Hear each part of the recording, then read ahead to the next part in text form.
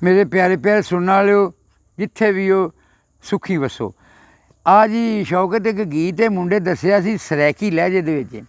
उन्हें आख्या जी इहो जिहा सानूं गीत लिख दिओ। इत्थे क्लास सैकंड ईयर दिन वो मुंडे का नाम असमान है तो roll number 38 second year second shift दे फरमैश उहदे गीत दी साढ़े 11 दी खैर होवे सारां दी खैर जेड़े हस के ते छुरियां चलांदे वदन जेड़े पींदे वदन ते पिलांदे वदन। ये कोई गीत होएगा सुनिया तो मैं आख्या चलो लिखते हैं फाइलुन फाइलुन फाइलुन फाइल एदा वजन है फाइलुन सारा जग बेवफा कोई किसी का भी नहीं अपने वो इस तरह से तो मैं आख्या चलो गीत लिख देने वो गीत सुनिया जे खास करके शौकत है तो मुंडे वास्ते लिखिया पर जेड़ा मार वारिस है ना वो ते फरूक जेड़े ना ये कन्न खोल के सुन लैन उन्होंने भी ये शेर जे चंगा ना लगेगा तो चुभेगा जरूर।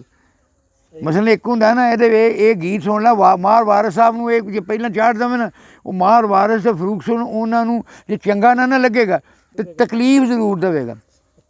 साडे सज्जणा दी खैर होवे सबना दी खैर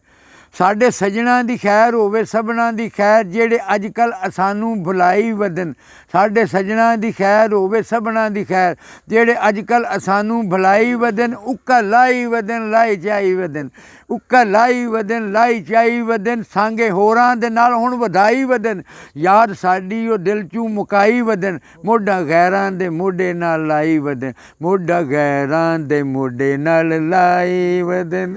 साडे सज्जणा दी खैर होवे सबना दी खैर जेड़े अजकल सानू भलाई वदन उक्का लाई वदन लाई चाई वदन सांगे होरां दे नाल हुण वधाई वदन याद साडी ओ दिल चों मुकाई वदन मोढा गैरां दे मोढे नाल लाई शाहद भी आ गया ना हुण दस देण वास्ते ते साडे सज्जणा दी खैर होवे सबना दी खैर। शौकत दा गला बंद सुनी सानू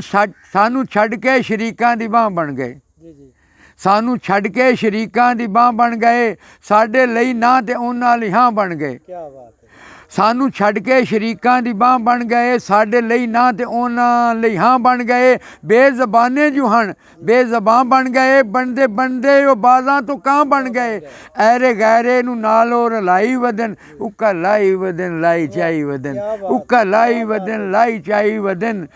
जेड़े अजकल सानू भलाई वदन उक्का लाई वदन लाई चाई वदन। बंद सुनी शौकत शाहदा चंगा बड़ा खूबसूरत